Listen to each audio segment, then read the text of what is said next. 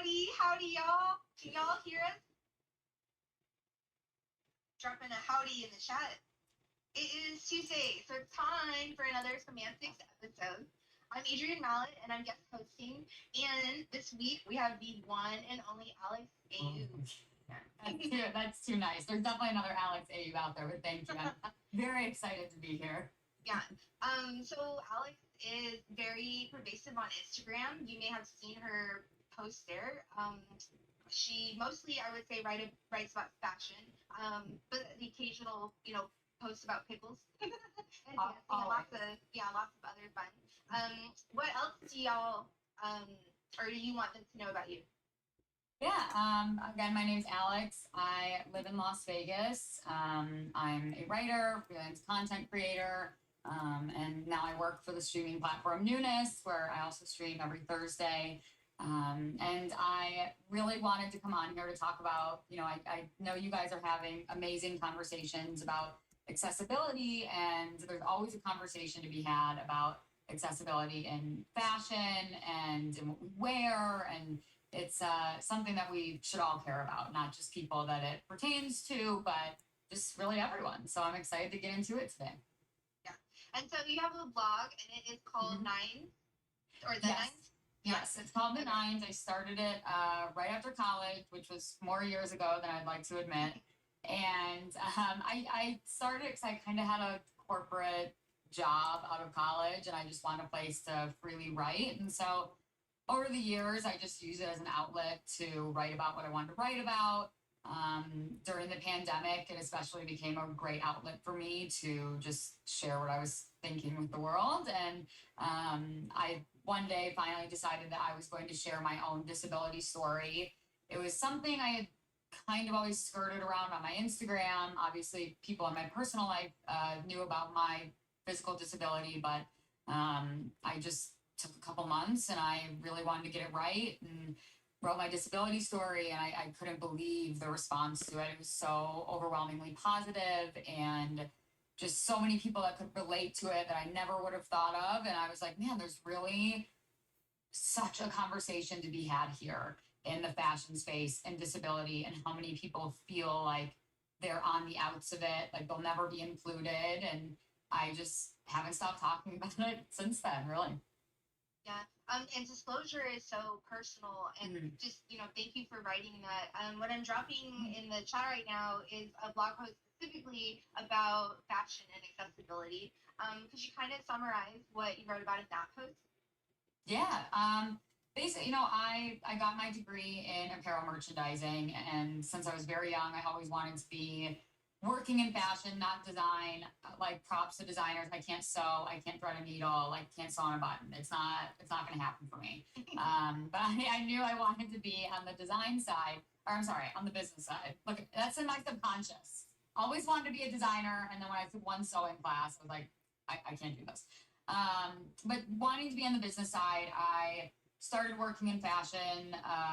I worked in fashion advertising right after college, and then I got a job as a women's buyer for a store in Metro Detroit.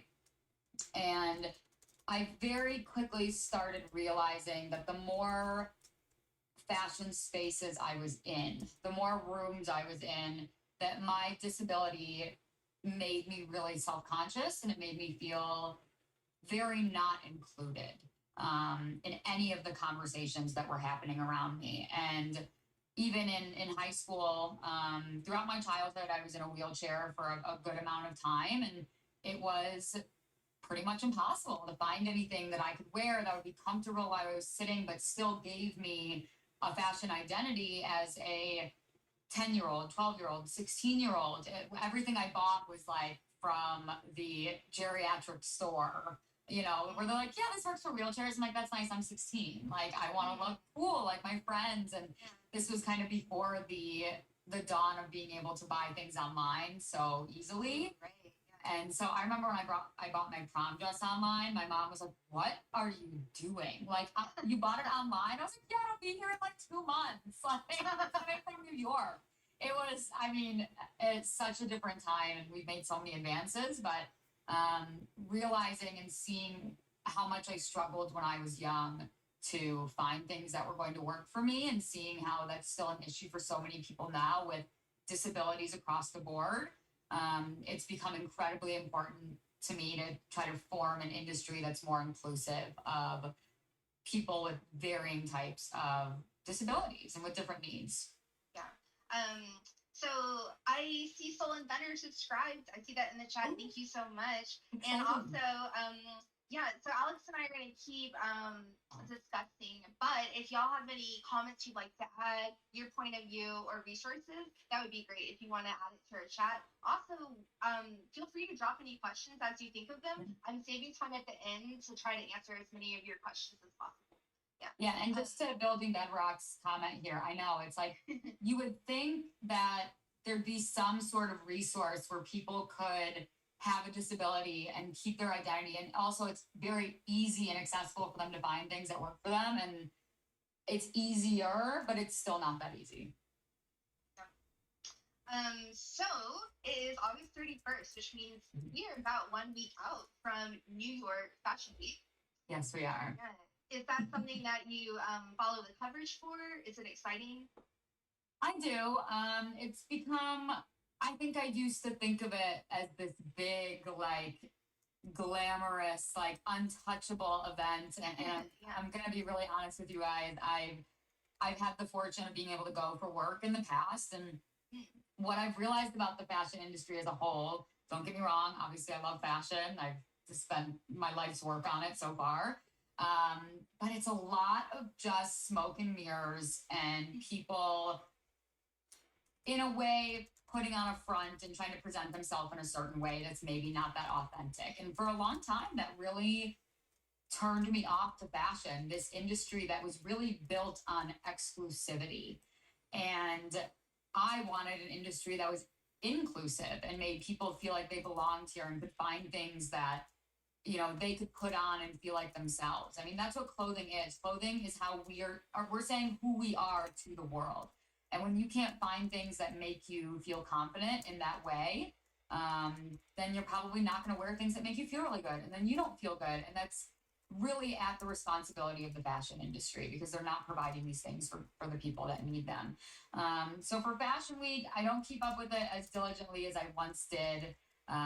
Of course, I love going through and seeing the collections, and I love knowing what's going to be coming for upcoming seasons, but I more or less just get my fashion inspo now from people that are on Instagram and that I feel like have an authentic sense of style, and to even TikTok. Like, I love following people that are paving their own way in what it means to be stylish, because it doesn't mean designers, it doesn't mean working in the industry or having access to the best of the best. It's what you make it to be. So I'm a little bit off Fashion Week now, but I always kind of have one eye on it, I guess. Yeah, I think that's very valid.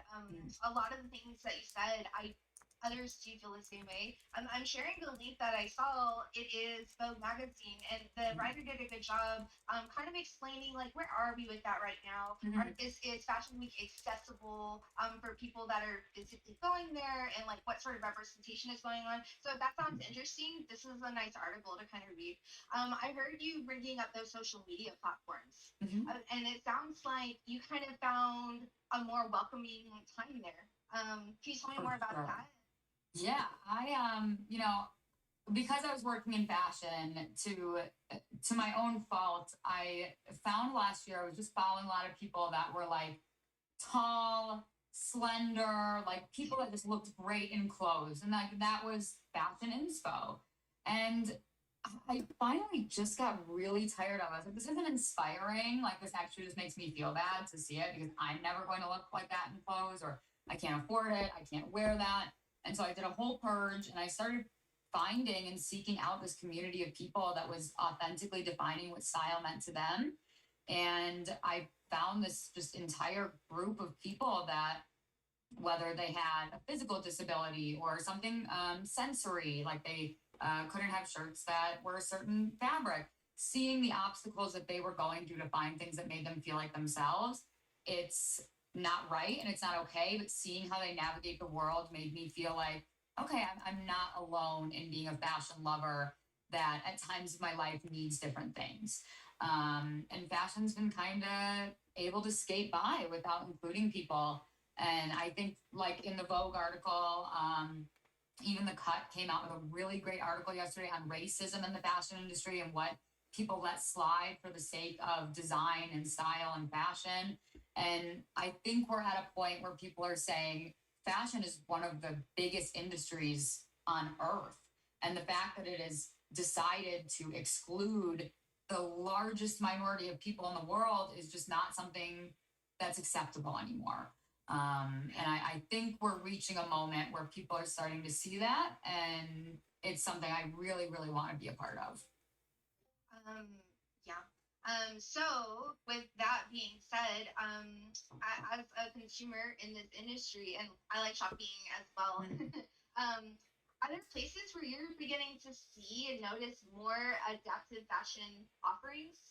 Definitely. I think who's leading the charge is definitely Zappos Adaptive. The work they do cannot go unmentioned here. It is incredible. It's intentional.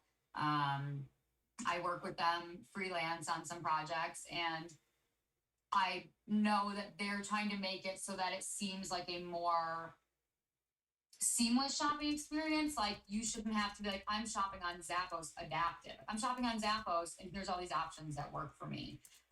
They're doing incredible work. I know that Slick Chicks for undergarments for me, when I was a wheelchair user, undergarments were the biggest thing for me. Like, I could not slide underwear up and down my leg all day long.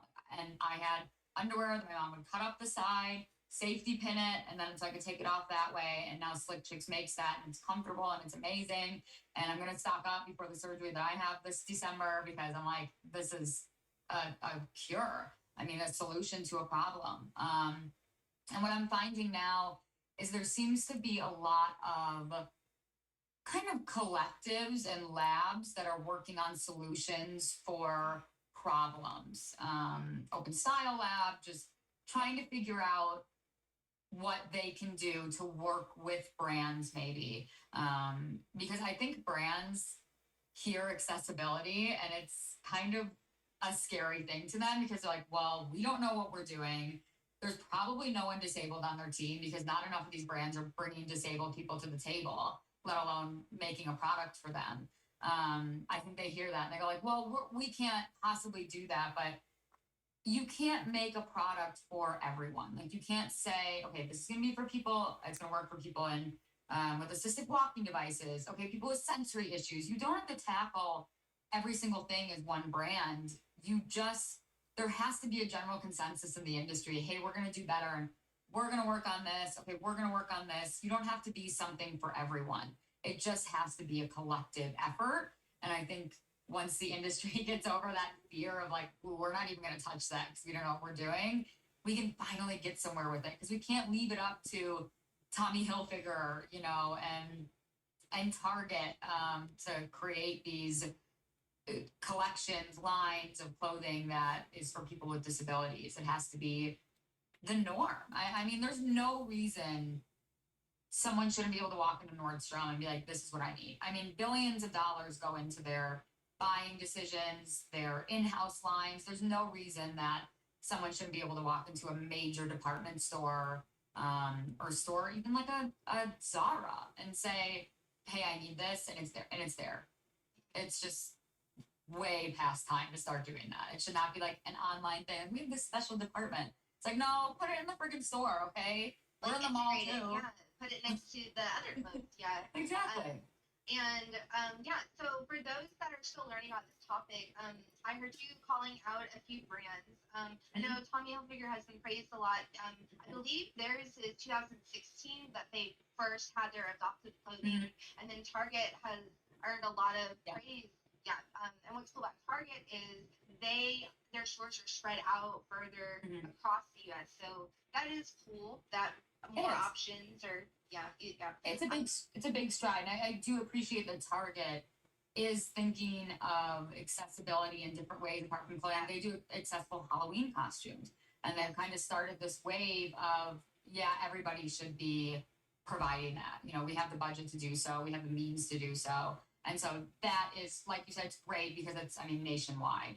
and able to reach a really good audience. I know UGG now is doing accessible boots, which like if UGG had accessible boots when I was a teenager, I would not have known how to act. Okay, like I wore these leg braces, and they were really hard to like slide into a tall UGG boot. And all the girlies were wearing their like denim mini skirts, their tall UGG boots, and I was like, "Mom, there's stuff like stuffing on my foot." It's like I can't get it over. Like, and eventually when I stopped wearing leg braces, I was like out and about in my UGGs. But now they have the zipper up the side, so you can like put your foot in. And so it's getting somewhere, and there's a lot of strides, and there's a lot of people to thank for that. There's no doubt, but it's just on the up. It's just got to keep going.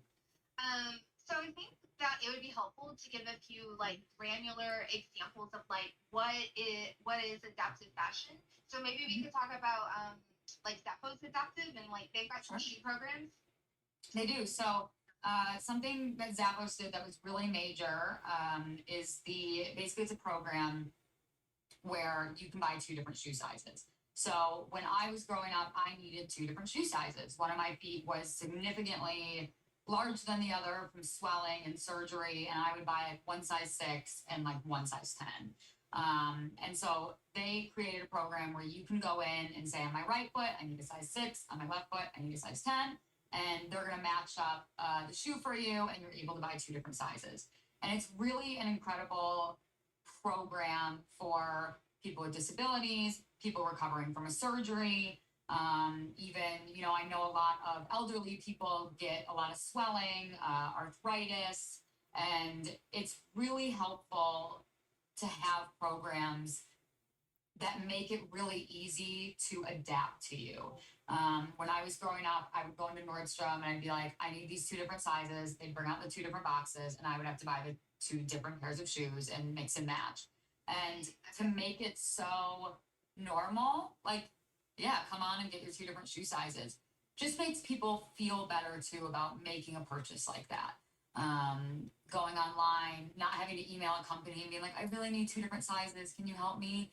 I think is really incredible. I think something that is really cool that's happening is disability fashion stylists who work with people with disabilities. Stephanie Thomas is an icon of industry.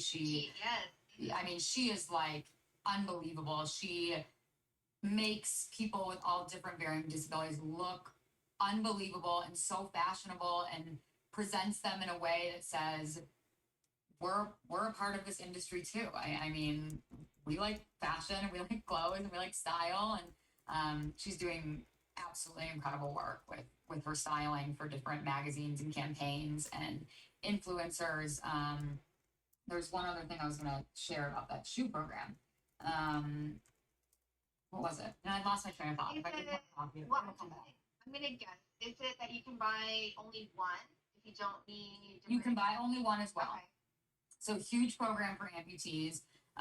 Just being able to buy one in your certain size. Again, that's a great program for amputees as well, because if the foot is another size, then they're able to accommodate that as well. And I very much appreciate the thought that went into this program, because it just helps people live their life more comfortably. Like, you shouldn't have to buy 2 pairs of shoes to live your life. Like, I should be able to just go in somewhere and be like, you know what, they're different sizes. I'm sorry. And Nordstrom did start doing, you can buy 2 different sizes, but I think it has to be within like just one size. I'm like, okay, well, that's a little bit too perfect of a scenario. Like, oh, my foot's one size bigger than the other. And so for amputees, for people that need the different shoe size, it's heaven to just be able to live your life normally. I remembered that very vividly because I am a hearing aid user, but I only wear one. So when I was shopping for like Apple AirPods, it meant a lot to me that I could just buy for the earrings that could use it. Yeah, absolutely. It's such a small thing that company can do that's going to make a difference for so many people. And I think that's the sentiment that more fashion brands need to get behind. I mean, especially the ones that have the means to do it. I'm like, what? Hello, like, time's up. Why haven't you done it yet? And I think if they bring more people with disabilities to the table, they'll understand what needs to get done. But yeah, if you're like a company or a brand, like that could be a good starting place Mhm. because you don't have to change what you're manufacturing. Exactly. You're introducing new programs that serve your customers better. And I've reached out to a lot of brands and I've told them, like, gone through their website or brands I really enjoy, and I've said, these are your items that are accidentally accessible, that would work for many groups of people, and you're not targeting them. You're not marketing it to them. And you should maybe think about putting that in your marketing plans. Contact me for help. Like, I'd love to freelance for you. And a lot of brands are like, wait, what? Like, this dress is accessible? And I'm like, yeah, it actually is. And they're not really using any people in their campaigns and their messaging and their marketing that this would also work for people with varying disabilities. And we obviously hate like just a marketing grab. Like, we use someone in a wheelchair. It's like, that's nice. What do you provide for people in wheelchairs or walking aids or hearing aids or sensory issues or amputees? But I think a lot of brands aren't even realizing that they have something for everyone, but they're not including everyone. Yes. Thanks for bringing that up. The disabled community doesn't want hollow or performative representation, but if the And we representation, know, and we can tell. yes, We can yes. tell. So when it's meaningful, and if you hire a disabled model, you would then have someone wearing your products, wearing your clothes, and you would realize, like you said, some things are accidentally accessible, and that's really powerful. Exactly. Yeah. Exactly. And I think if I would have even seen one limited 2 kid growing up in a wheelchair, it would have blown my mind. Okay. Like Hollister. If I saw someone in a Hollister ad with a cane, I mean, it just would have meant everything, but it was more of a, you know what, I don't really belong here and I want to belong so bad. That's what the fashion industry runs on. They and like, I hope like I'm not about to be exiled from the fashion industry, but it runs on the ideal that you want a sense of belonging through what you wear. And if they create this bubble of exclusivity, then you are going to spend more, you are going to want more, you're going to search for more. When really, if it was just an inclusive industry, we'd still be buying because it makes us feel good, not because it's a longing. To answer Michael G's chat, some brands respond and then ghost. They're like, oh yeah, of course.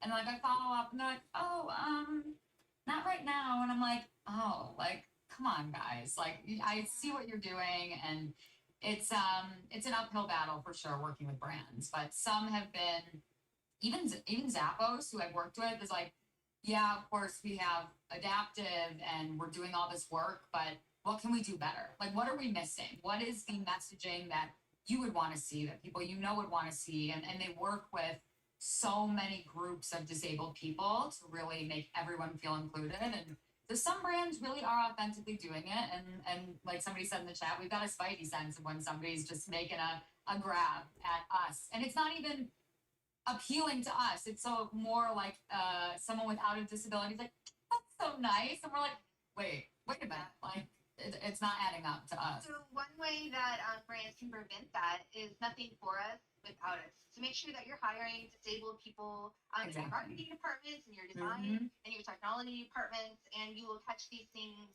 before you share them with the public. Yep. Get that early feedback loop. Yeah.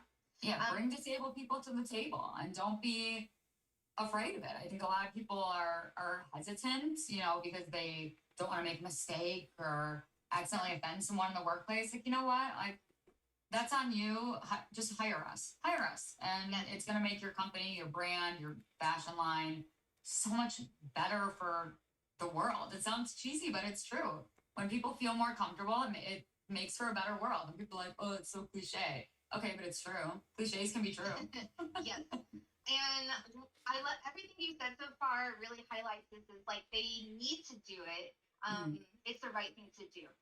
A secondary argument is if they do not do it, they are leaving money on the table.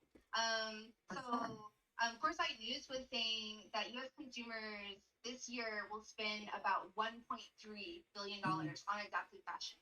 And so if they want, to be in on that, yeah. But mostly they should do it because it's the right thing to do. Definitely. But yeah, from a business standpoint, it is lucrative. I mean, for instance, like I talked about Slick Chicks on my Instagram, the adaptive undergarments brand. They do bras now, they do underwear. And when I posted about it, I was like, this is brought me to tears. This is exactly what I wanted when I was young. I can't believe this exists. This is unbelievable. And people that it didn't even pertain to were like, you know what?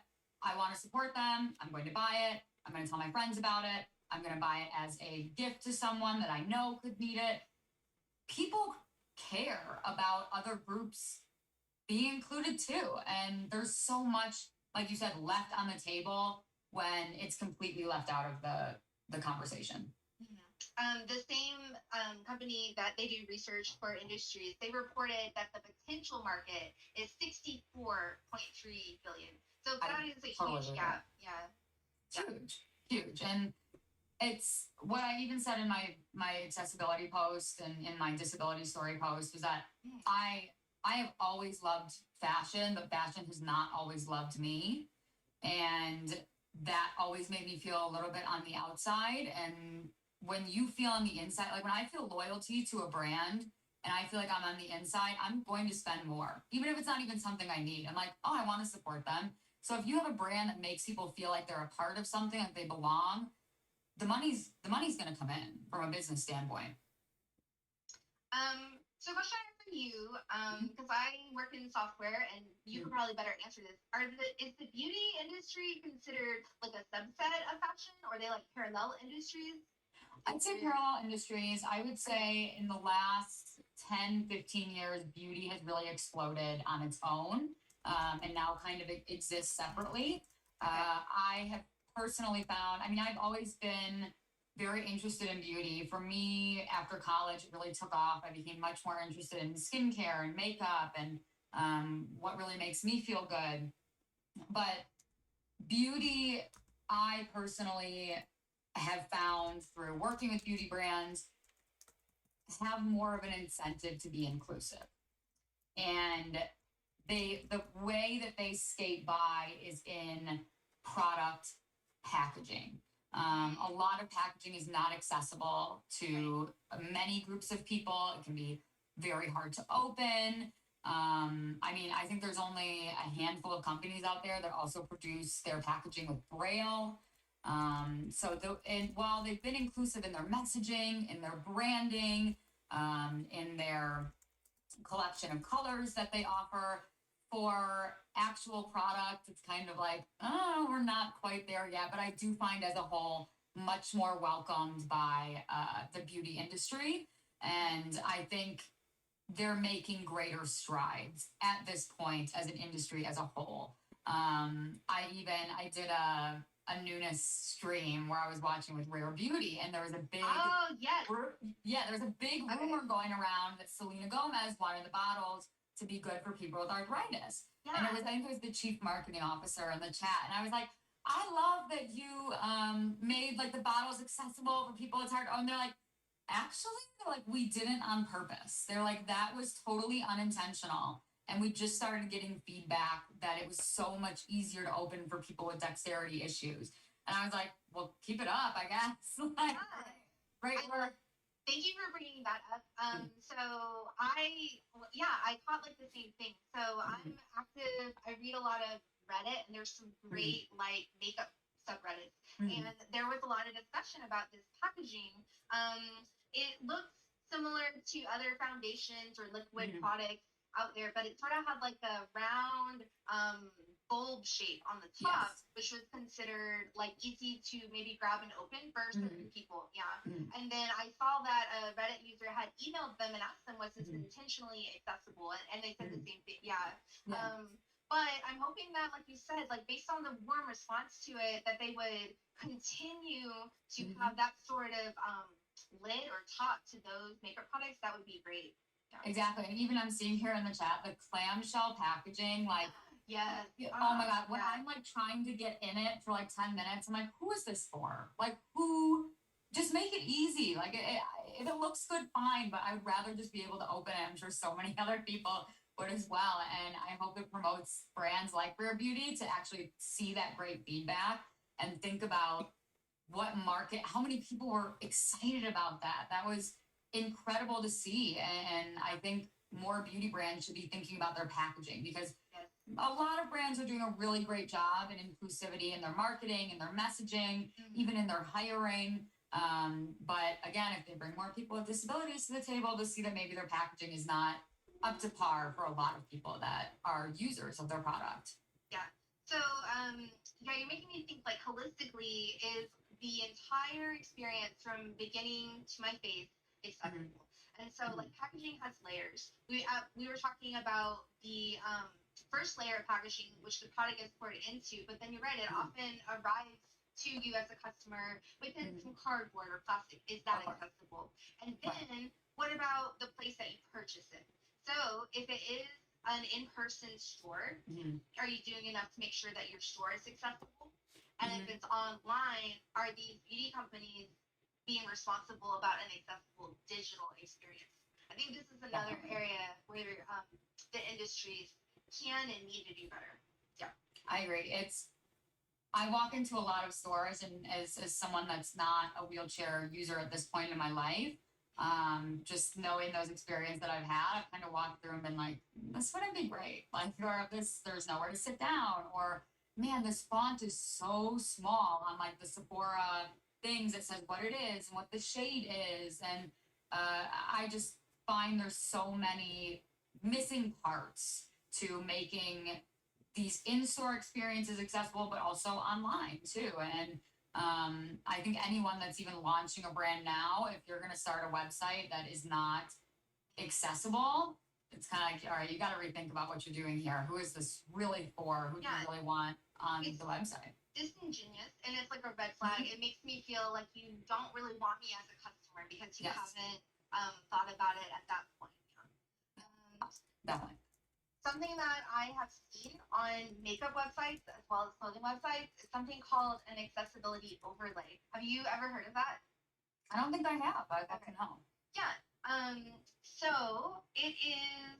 There's companies that have started to sell what they promise as, okay, you have one line of code and we make your whole website accessible. But it's really not that simple. It's very dishonest, and they can actually cause a lot more harm than they do good. And there's a lot to unpack there. I know that Ben has discussed overlays on past episodes of Antics, but I dropped it into the chat. Overlayfactsheet.com. That's one of my favorite resources for understanding why. But what I think the biggest reason that it happens is maybe a lot of these companies don't have in-house IT. Maybe they have other departments that are, creating their brand, and then maybe they are outsourcing or trying to get a third-party vendor to do accessibility. Sometimes that's not enough, and so it's just important for companies to spend more time getting to know, like, what are the real needs of their users. Yeah, definitely. I think there's something to be said too for, which I really want to look into this, because I have not heard that phrase, but I think there's something to be said for brands to say, we kind of don't know what we're doing here, but we're going to do our best. Instead of just kind of, like you said, throwing this overlay on, being like, we're accessible now, and maybe it does more harm than good. I really appreciate it when I hear from brands saying, like, this is new for us, or we don't really know what we're doing here.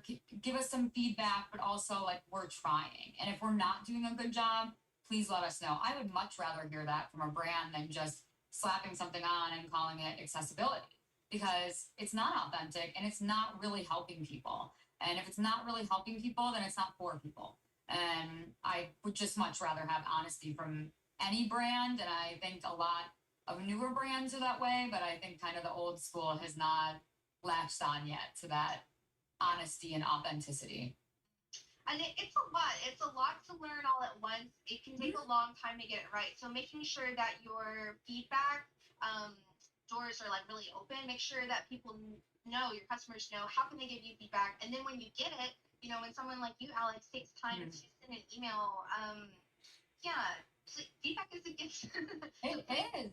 I love feedback. Like, it's how we get better, and it's how we just make things better. We don't have to be right. We just have to get it right. And sometimes you can't get it right without having feedback from people that are having a different experience than you. And that's what makes us completely better people. And so this is kind of a good segue. I wanted to really talk today about the intersection of technology with adaptive fashion. Um, yeah, so an example that I know is like I got last year a lot of messages and texts from friends. They're like, Eden, did you see this cool shoe from Nike? It's so cool and it's accessible. And like it is. And things like that are really interesting. But they're very high tech. So, can you like what are your thoughts when you see these really high tech bespoke options for adaptive fashion? Yeah. Yeah, so the Nike Flyees, it's a wonderful shoe. It's you know, been a really good development for Nike to get into accessibility. However, my thought is always accessibility has to also come with ease. And I don't think when you, I think there's something to be said for disability and then creating products that are more high end, more technical, they're going to cost more, and therefore you've taken out the accessibility of many people being able to get them. There's a lot of people in general that would not be able to afford that price point, and there's not a lot of accessible products in a very affordable price point. There's a lot of markup because maybe they're not creating as many or the materials cost more to make it. And we're just not at a place yet in the industry where we are offering accessible options at an accessible price point. And I think that builds a wall around people who are like, I need these products but can't necessarily afford them. I think we have a long way to go in offering options that are affordable, accessible, and easy to obtain. Don't have to go to a store to get them. Don't have to, it's not a limited edition release where they sell out in 30 minutes from Nike. It needs to be something that I can just go online and get, and it's not going to break the bank. And I think that's a huge obstacle that the industry is only going to overcome when more people are making accessible options, and it drives the price point down. Because right now, accessibility almost seems like kind of that limited edition, look at this thing we're doing as an extra. Ooh, it's going to cost a little more. It's going to be a little bit more exclusive to get when it just becomes the norm across all major brands. Small businesses are popping up. I mean, small businesses absolutely carrying the accessibility movement. Like there's so many small businesses popping up that are really trying to be authentic and do it right. And until we reach that point, I think it is hard to get people things that are affordable and accessible and get over that hurdle of just it being really it's expensive to be disabled. Okay, like if you think about like please, like I want a t-shirt that says it's expensive to be me, i.e. disabled, because things cost so much money, and we just need to get past that to make it truly accessible across all meanings of the word. So I love that you brought up small brands. I just shared something. So because a lot of the folks today are technologists, if you are in a situation where you have influence on algorithms, please be aware of possible bias in your algorithms. So small brands this year were feeling like their ads were being censored or not favorably in the algorithm. So that's a good issue to be aware of. The other thing the Vogue article, I think Slick Chicks was mentioned in this. They were saying that I think so too. Yeah. You can post an underwear pic, a bikini pic on Instagram all day, but the second you post a picture of a woman in a wheelchair, like fastening her underarm on the side, they're like, we're getting flagged, and the algorithm is not fair. It's not fair, and it's so important for inclusivity that the algorithm is not discriminating against these images and campaigns, and there's so much work to be done there. Oh, and then also corroborating what you were saying just now about a lot of those high-tech solutions, they are very expensive. There's a Refinery 29 article I dropped, which is quoting Stephanie Thomas. She does the styling with Curatable, and she gave a really good point of view about it's nice to have those. They can be inspiring and spread awareness, but we don't want to have like too much of a reliance on custom-made clothing when there's still such gaps for just normal everyday clothes. Mhm. Yeah. It's unfortunate because we're still, for the most part, even though we've made so many strides and people have worked so hard in this industry to make it more inclusive, we're still at a point where it's on the consumer to find the things that work for them. And it makes it hard. Like, you might not be able to find a dress that works for you, that is being marketed as accessible. You kind of just have to go out and search and find one.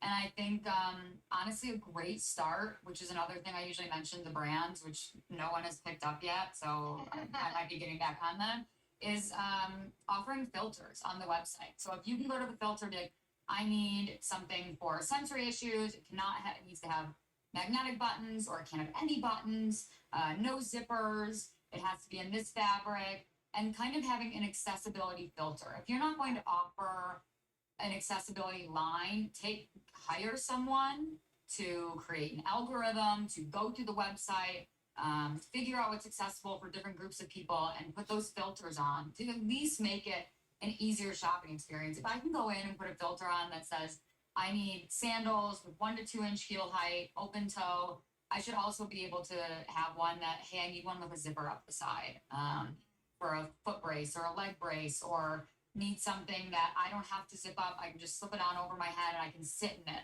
And I think that's a great place and a kind of a non-scary place for brands to begin. So if any developers or designers are listening today who are in these sectors, that would be really cool. Could you talk about it with your teams? You could say like, hey, on this UI that we built, whether it's an app or it's a website, can we filter? Can we filter by solution? Can we filter by a feature? Because I think it would be helpful to say like, here's clothing that would be helpful for like mobility, but maybe you want something specific like a magnetic closure or Velcro closure. Yeah. So it would be more accessible, but everybody would benefit. Definitely. I think that helps too, also just from, a technology standpoint, to see what are your customers looking for. If you go in and see that someone's trying to set a filter for magnetic closures and you're getting so many people searching this in a day, in a month, this is now a market that you realize you're missing, and maybe you need to make a buy for clothes that feature that. And I think it's a good way to look into what customers want. And as we know, in retail, online and in store, user experience is everything. It's what keeps people coming back. It what creates loyalty. More dollars are spent, and I think part of user experience is ease and feeling like I can find things that are for me. And I think filters are a great way to improve user experience. So I see a question from Lunch Steph, that's Chan, and he's saying, how do we best improve the cost of accessible clothing? Do we buy from brands who are doing it right? If so, what are some examples of brands that are doing it well? So I always tell my friends, when they kind of ask how they can support, I say, look at brands that are offering specifically accessible options and support them how you can. I mean, top of the head right now is even thinking of Tommy Hilfiger. Like, you can buy a Tommy Hilfiger sweater, they're cute, a sweatshirt, great. And I just think the more we support brands that are leading the charge on accessibility, just the better it is for everyone, because they're going to create more, they're going to have more funds to do so. Definitely support small businesses that are offering accessible options, because they're the ones that really need kind of that funding behind them. A really great place to look, honestly, is what's it called? It'll come to me. But it's where you can see like where innovation is happening in accessibility. It will come to me. But I also say, look at stores, look at, like, I tell my friends, when you are in a store, think about you're a person with a walking aid walking through the store. How's it going? Like, are you getting through? Is it really hard? Because even though Target is offering accessible options all the time, and I'm like walking through the aisles, and like even walking, I'm like, oof, like this is really tight. This would be really hard. And when I used to go to Nordstrom with mom in my wheelchair, we'd be like moving racks around, like trying to get through. And as soon as everybody starts caring about this, that's when change happens, right? I mean, with any movement, it's when people who it doesn't affect demand change as well. And I think the more with demand from brands, the more brands that make accessible clothing, and that's going to drive the price down. Because in any industry, when you have something that is like the Nike shoe, for instance, like this is special. This is not the norm. This is something we're offering to you guys as a special category of our brand. It's going to just drive the price up the more that these accessible items are seen as exclusive, as special. When it just becomes the norm in the industry, that's going to drive the price down, and it's going to lend a hand to smaller businesses, smaller brands to also create. Exactly. The disabled can have a shoe as a treat. I love it as a treat. Like, ooh, here's something you can sit in as a treat. Like, oh, thank you. Oh my God, you're doing God's work. You're amazing. It's like, all right, everybody now. Let's get into it. Make it accessible. So yeah, so in addition to making purchases and physical support, if you're a developer or you just have familiarity with like the accessibility of these digital experiences, that would be another way, Shan, that you could support this movement. Like you can, if you're comfortable, use your social media platform, or maybe send an email, but letting them know, I like this, I noticed this, and I like this. But also, if you see something that is problematic, like, hey, I noticed you're using an overlay. You may like overlayfactory.com. I always tell people, take what you are good at and use that for good, because I don't know how to code. I'm not good on the technology side, but someone that is can make a difference there. My friends that say, well, I'm not a person who like really knows fashion, or like, what am I supposed to do? The most basic thing you can do to expand your mind is any platform you're on for a good amount of time, whether it be Twitter, Instagram, Twitch, TikTok, follow disabled creators, and then seeing them every day, it's going to become the norm in your life, so that when you see things that are not accessible to them or are excluding them, you're going to think, wait a minute, this isn't what I'm seeing in my everyday life. Like my whole feed now everywhere is disabled creators from all kinds of different backgrounds with all different disabilities, abilities, and it's changed my whole world of what I log on and see every day. I'm like, wow, look at what Crutches and Spice is talking about. It's like my favorite account on TikTok and Instagram. Oh my God, she is like the funniest person, and she talks about disability in such a way where it makes you feel like, oh yeah, why aren't we doing those things? Like this seems so normal when she's talking about it. And if you're not following people that don't look like you or have experiences like you, then you're just always going to be caught in your own bubble thinking about things that work for you. So the most basic thing you can do is any platform you're on, follow people. Amani's great, Crutches and Spice. I love the Disabled Hippie on Instagram. Let me look it up. I just started following a Twitch streamer on Twitter that I'm like obsessed with, but it's truly the most like elementary thing that you can do. Also, my Twitter, I need to get a real one. It's like my Finsta. I just do it to like lurk and like things. Yeah, if you get a real one, tell us, because we would love to follow you. Yeah, and y'all, you can align this to your hobbies and your interests. So if you naturally consume like a lot of content about like esports or football or anything out there. So for me, that was fashion and beauty. That was something that I loved reading and watching, and so it was really like meaningful to see disabled creators and have a more diverse media diet. Yeah, exactly. It makes you feel like more media is for you as well. You're not always reading things that are aspirational or inspirational. It's just things that feel like you and feel like a place of belonging. And I think the internet can be bad for a lot of things, but when it's at its best, it's to bring people together and to form community. And the quickest way to do that in your life is connecting with people that don't look like you, or if you are part of a marginalized group, connecting with people that are also part of that group, not always looking at people that maybe you want to be like or have the best clothes and best makeup. Like, it's such a beautiful feeling to log on and feel like, yeah, this is my space. Lucy Dawson is someone who I followed, and I just love her. on Twitter. Just follow more people that aren't the amount of influencers I used to follow. I look back and I'm like, damn, I really felt like shit all the time. Looking at that, I'm like, I'm not tall, blonde, living in Norway, like with my Chanel bag. And I was like, why am I not? And just following people that made me feel a sense of belonging was such a shift in my online life and my real life as well. Yeah, and then also, if you have capacity, meaning you have like time and you have the energy, like as somebody on social media, you can start to have these dialogues with others. You can say like, "Hey, I noticed that you don't put alt text on your imagery. Like, would you consider doing that?" And, like you can have these sorts of conversations online.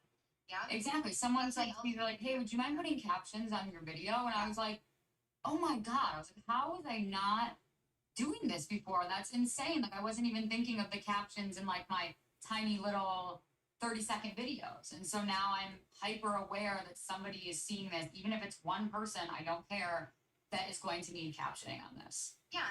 And yeah, I've been on the internet for such a large portion of my life, but I haven't always had awareness of digital accessibility. So we're always learning. That's always what it's for. We're always learning, and that's okay to get it wrong as long as you work on getting it right after. Once you know better. When you know better, you do better, and that's all you can do. You took the words out of my mouth. I was just about to say that. Yeah. And if you mess up, you can forgive yourself and try again. Like, I mean, it takes time to form these habits. Yeah. Exactly. Yep. So I'm checking the chat. If y'all had any more questions, now is a good time to drop them. While we still have Alex. Yeah. Yeah, and to Michael's comment, it helps that people who advocate inclusivity are usually the loudest in terms of sharing what they know. It's so true. We are yelling from the rooftops. Like it's unless your ears are just like totally closed off to it, you're hearing it. We just need people to pay attention. And I think, especially with all the social justice movements, I think people are becoming more open to caring about things that don't necessarily affect them in their everyday life. And again, that's when we start to see change. You have to care. Let's see. Yeah. Are you capturing? Yeah. These are ideas. Oh. Yeah. I haven't seen the new Space Jam movie, so I don't know if this is still a cool like twist. I'm avoiding it. I'm avoiding it because I haven't heard the best things about it, and like original Space Jam is, I mean, the most iconic and everything. Yeah. And so I don't want to like taint it in my mind that there's something else out there that could like make it not as wonderful. So I'm pretending that's what I'm closing my ears off to. Don't close your ears off to disability, but like Space Jam 2, I don't know, you can close them a little bit. It's okay. Yeah. Something else that we can ask ourselves is like, in addition to like what are our hobbies and interests and how do I align it with accessibility? If you're a technologist, is there a certain technology that you're either pursuing at work or on your own, you're researching it, and like try doing a web search for that keyword and accessibility? And they may seem like disjointed topics, and you'd be surprised what would pop up. So blockchain and accessibility, NFT and disability. There's so many like issues that do intersect in ways that you might not predict. So it's worth it to take the time to research and always be learning. Yeah.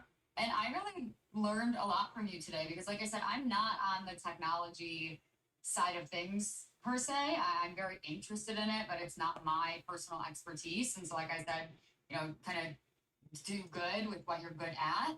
And so it's really interesting to hear the developments that could be made on that side still yet. And I have a friend who's trying to develop, I mean, if you even think about it, in schools, they're trying to develop a kind of like a tablet that will have all the content that every other kid in the class is learning, but the entire thing is going to be in Braille.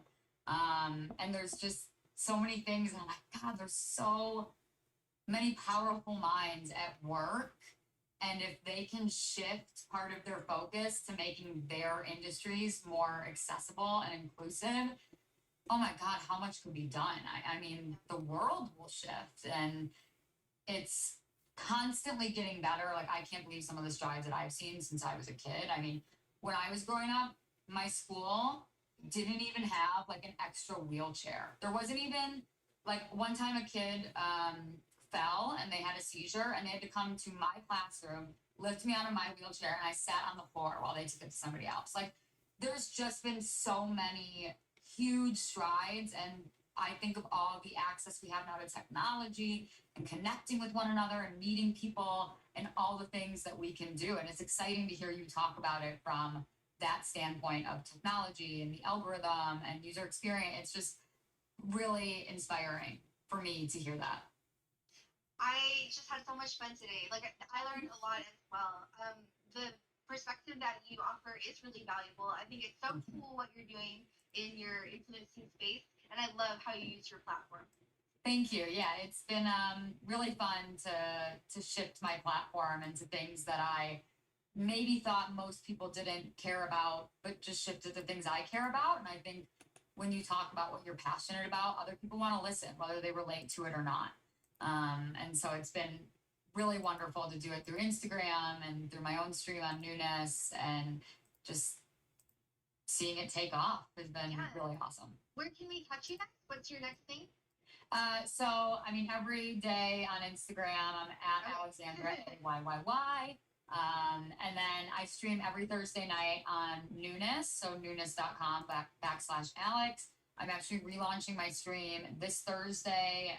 There's going to be awesome giveaways, prizes, fun segments, and I always try to combine beauty and fashion with accessibility and disability on my streams. We have really open chats about what that looks like to different people. And it's just a beautiful, inclusive, and yeah, let me add the link. Thanks, Ben. You guys are better than I am at streaming, hosting, and writing things in the chat. There you go. Oh my God, this is embarrassing, but it's asking me to log into Twitch. I never even logged in. If you could drop it, it would be newness.com /Alex, because like I said, the technology part of it, I'm getting in on it. Thank you guys for my microphone help as well. Thank you. Oh, thank you so much, Adrian. That helps. Yes, every Thursday at 5 p.m. There I am on Newness streaming, and message me on Instagram if you want to further the conversation from today. And Ben and Adrian. Adrian, you are a wonderful host. And I really had a lot of fun this morning. I really appreciate you having me. Thank you. Thank you. So next week, y'all, Ben will be back, and Ben is going to have Eric Bailey as the guest. We're going to be talking more about inclusive design. So that's going to be next Tuesday, returning to our normal streaming time. So 12 p.m. Central Time. Yeah. Amazing. I'll log in and tune in. Awesome. Awesome to meet you. Okay. Well, have a great rest of the day. Bye, everyone. Thank you. Bye. Thank you.